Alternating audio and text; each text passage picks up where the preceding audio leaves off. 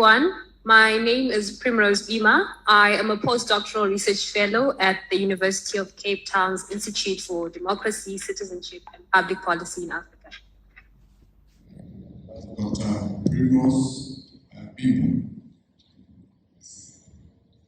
Good afternoon, everyone, and thank you very much to Chatham House for the invitation.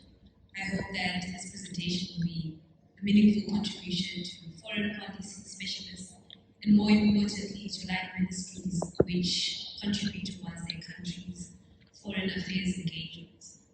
So my presentation highlights that the main challenges faced by the regions in question, which is SADC and COMESA, include poor coordination of border management processes, slow uptake of the one-stop border post concept, especially in SADC, and the absence of standardized, well-linked ICT systems.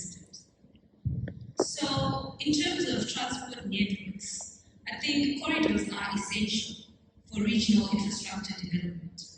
Studies have found that being landlocked increases time to trade, and many states in this region are landlocked, forcing them to rely heavily on road and rail networks. There is need for better coordination among national road and rail system operators in the region. In terms of the improvement of road and rail transport routes, regional logistic efficiency is still low. Positive developments over the past decade include the Kazula Road and Rail Bridge over the Zambezi River to link Kasane, Botswana, and Kazula, Zambia, on the north-south corridor, which is the main transportation artery linking South Africa all the way up to northern SADC counterparts.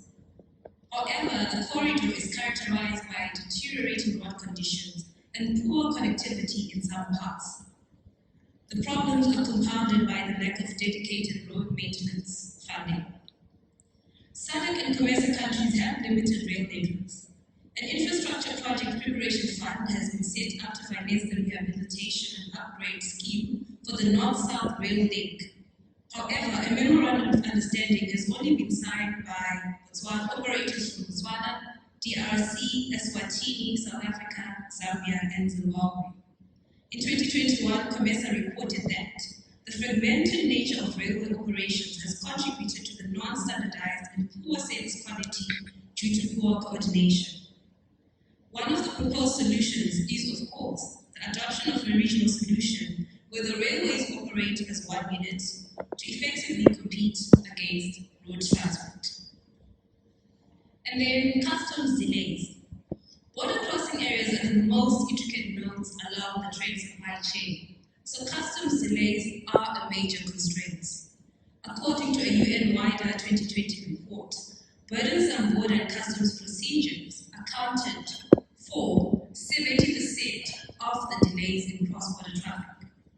Constant border congestion delays and long turnaround times have a negative effect on the cost of doing business in the region.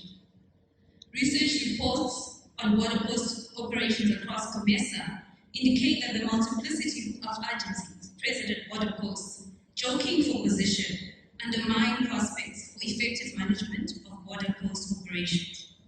In my research, I've spoken to specific officials who are familiar with customs processes at borders between DRC, Zambia, Zimbabwe, and Botswana, and they indicated that processes were slowed down by administrative hurdles pitched by different agencies, including customs, clearing agents, and the police.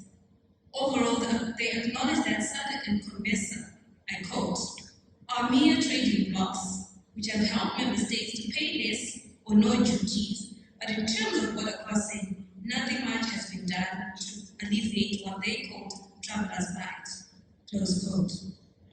The situation became worse with COVID-19 regulations, for example, testing regulations, and the lack of a harmonized COVID-19 cross-border framework. Travelers mostly rely on word of mouth and officials' discretion relating to updates on what documentation is required.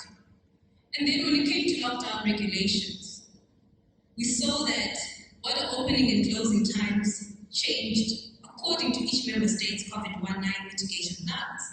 Furthermore, changes in travel and curfew hours had a negative impact on travel time. Dependence of governments on customs revenues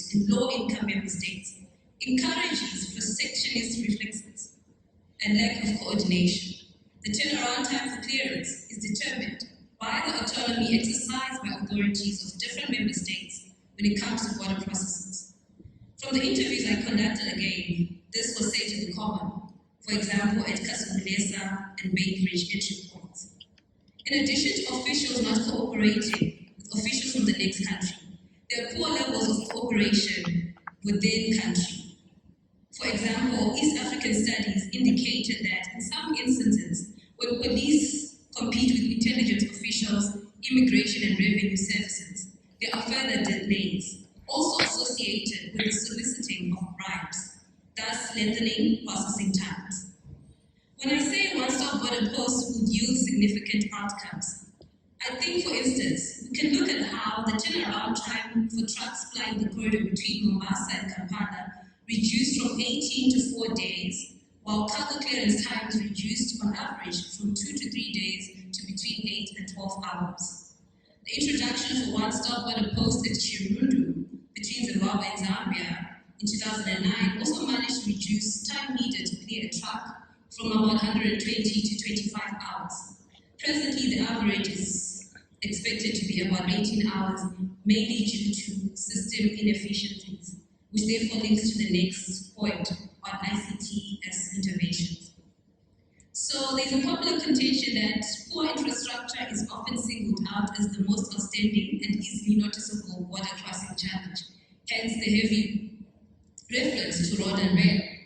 Thus, huge projects to provide border infrastructure are being undertaken at the expense of soft infrastructure.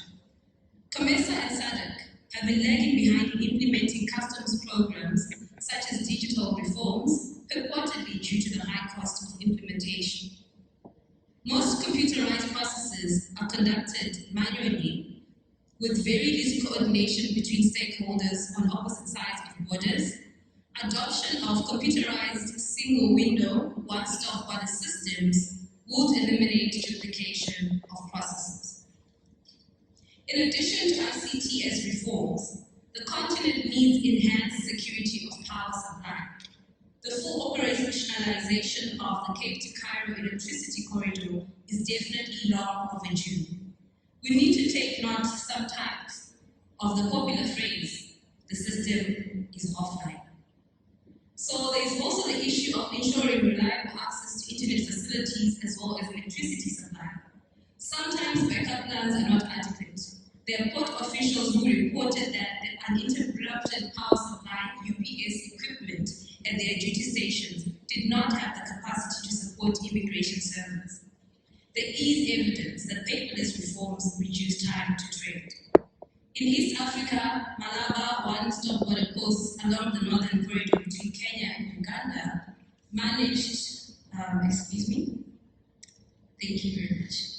So I was saying the Malaba one-stop border post along the northern corridor between Kenya and Uganda managed to reduce time to cross the border from 48 hours to less than 6 hours in 2012, owing to the employment of soft reforms.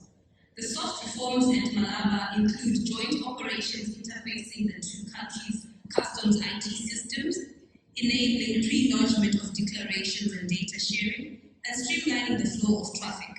The Malaba case demonstrates that, apart from physical infrastructure, ICTS interventions are also critical in reducing time to trade. My concluding remarks: most researchers have noted that the East African community countries seem to be more organized. In 2010, member states expressed commitment to an East African Legislative Assembly on one-stop border posts. They aimed to establish 15 one-stop border crossings, and by 2018, 13 had been operationalized with trained personnel. Despite indicating the establishment of joint customs control as formatted, SADC states have not invested much energy into the model. For example, why do we still not have a one-stop border post at the region's busiest border, Bainbridge? South Africa claims that Zimbabwe's systems are dated. Zimbabwe claims that there is depth of cooperation. So a lot is still to be done. Thank you.